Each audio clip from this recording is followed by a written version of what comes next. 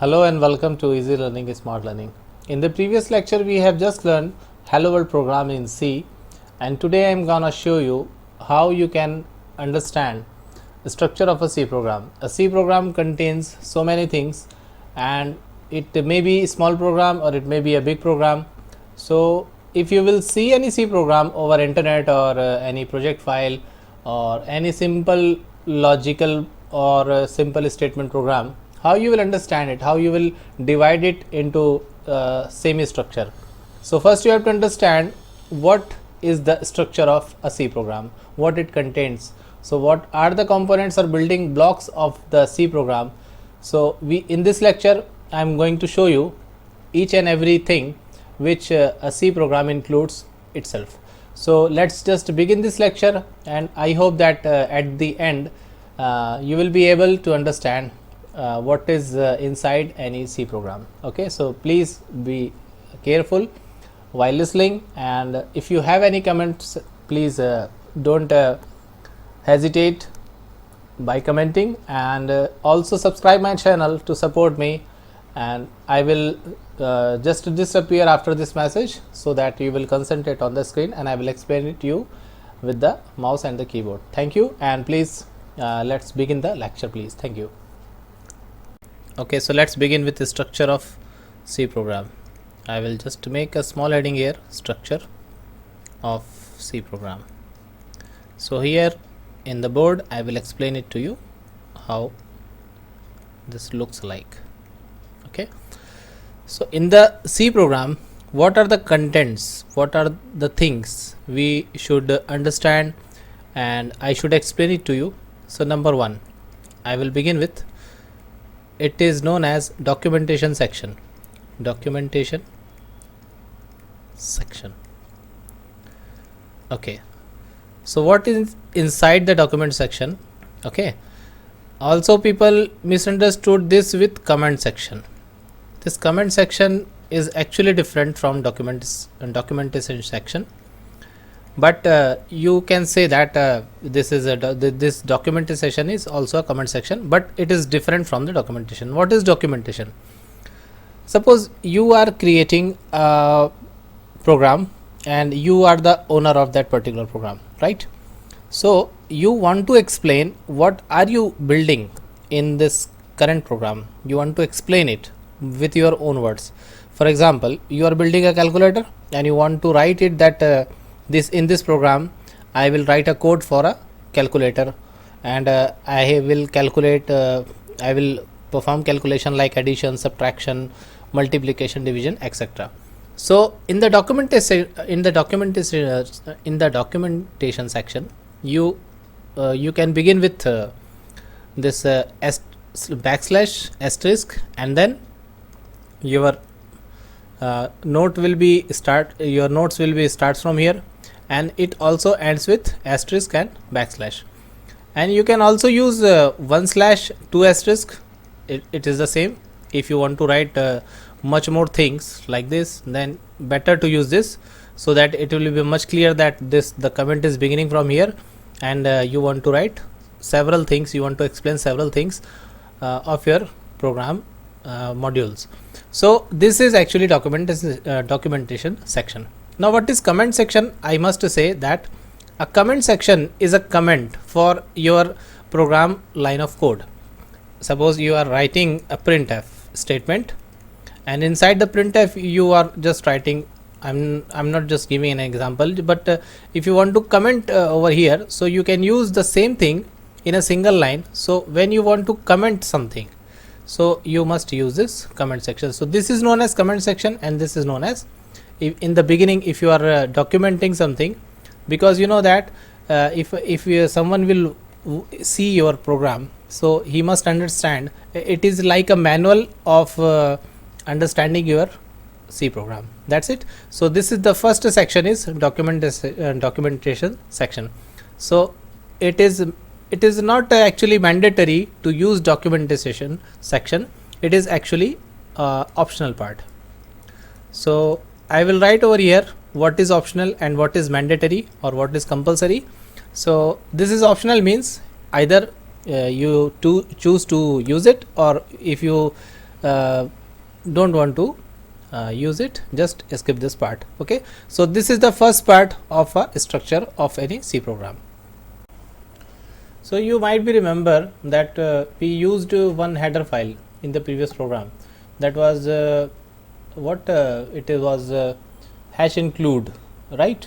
So with the use of this hash include, what we did in our program, I told you that I will explain it to you later. So this is the time that I am going to explain it here. So the concern is next topic, the second part of our program, it is link section. What is inside link section? Link section means including header files in our program. So that's not sufficient. What it does actually, a header file is a file that contains definition of all the functions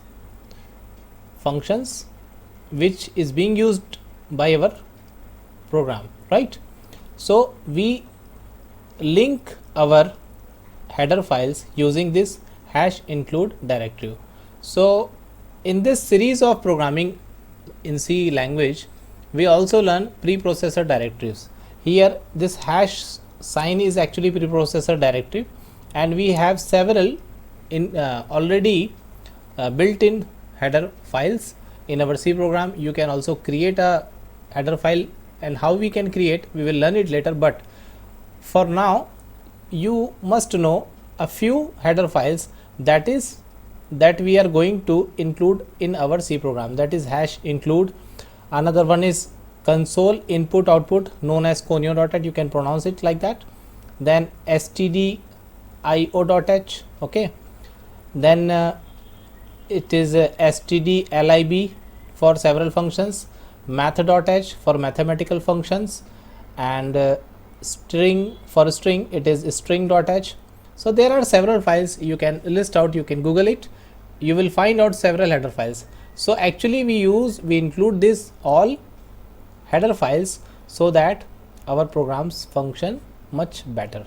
So this is inside our link section. I hope you will understand that. We are going to the next section, and also this is a mandatory part, this is not an optional, so I am not writing here optional. So wherever I will write optional, you can skip that part in your program, but if I am not writing anything optional, so you must include that in your particular program.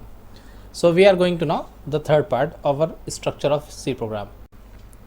Now we are going for our third and important section. Every part is important, which is global declaration section.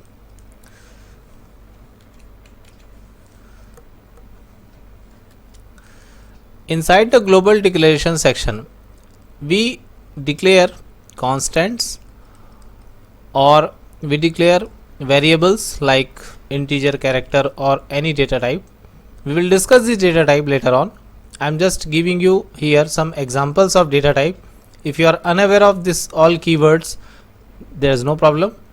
We declare constant or variables using these keywords for later use, and actually the word global is used to give this message that you want to use these entire variables on your whole program, because you know once you will declare any variable or constant as global, you can use this particular global variable inside your program anywhere, any part of the program, any block, any function, any loop, everywhere.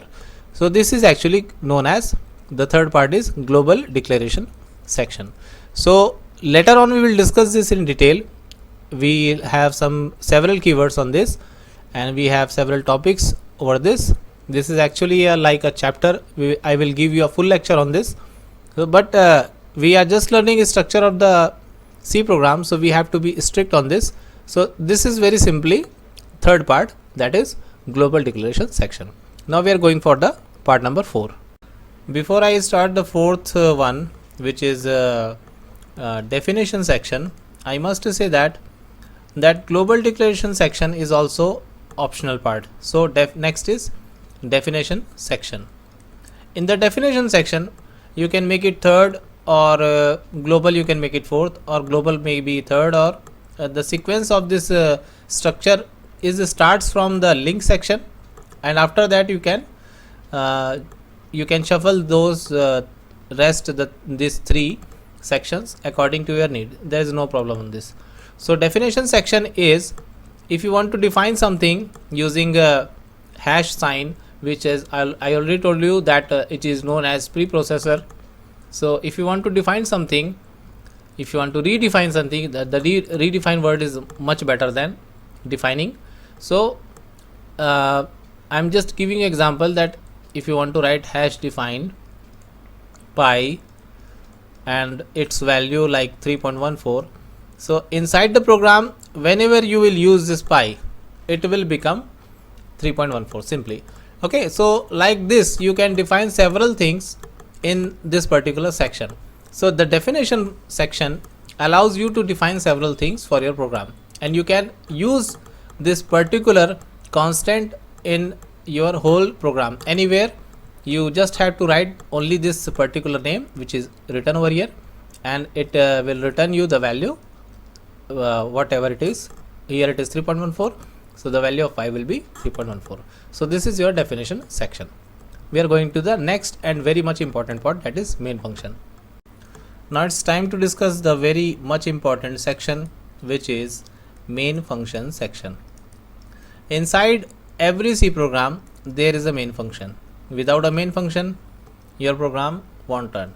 Okay, but in some cases without a main function you can use any C file. I will tell it in the chapter function. When I will explain it to you, you have to wait for it. Once I will release the lecture, you will understand without a main function how you can use any C program. So in the main function we have two different sections. One is declaration part, or you can say declaration section, and another one is executable part. Executable part. Okay, declaration part and executable part. So what is declaration part? It is declaration of a variables that is we are going to use in our program, like any variables or any constant, any function you can declare in this particular declaration part. Variable, function or constants. Now what is executable part? The statements which are going to be executed is known as executable part. Inside this you will have simple statements, conditional statements, or looping statement, etc, etc. So I'm not writing everything here, otherwise you will think that the main function is the toughest function. No, it is not actually. The main function is mandatory. It is very clear. You have to specify these two parts, and again this declaration part is optional. If you don't want to declare anything, you don't declare, no problem. You don't speak loudly that I don't want to declare anything. You don't have to say anything, but you must use this. This is mandatory, because without executable part, what you will do inside your program? Only declaring is not mandatory. Executing is mandatory actually. So executable part is mandate in every main function. So inside main function you have two things. Okay, now we are going for the sixth part of our structure of C program. Well, I don't know whether you are listening my lecture fully or you are just skipping all the part to know that which one is the last one, when this lecture will be finished. So I'm just informing you, this is our last topic in the structure of any C program.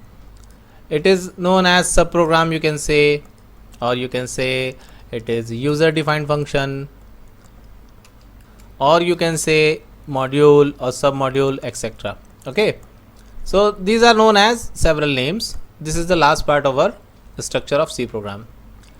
Now we have several predefined function. Just I am giving you one example. You must aware of this printf function, and it is not doing your job, right? And you want to define your own function with the help of C programming, C coding. You are a coder now, so you can define your own code using this function, like addition of two numbers, subtraction of two numbers, or calculating square root, etc. So if you wish to define a function which is created by you, and you are now known as a user, okay, so that is why it is known as user defined function, and this section is known as user defined function section. So now I will give you the conclusion of this lecture in just 1 or 2 minutes. Please listen to this very carefully. Hope you will understand the entire structure of C program.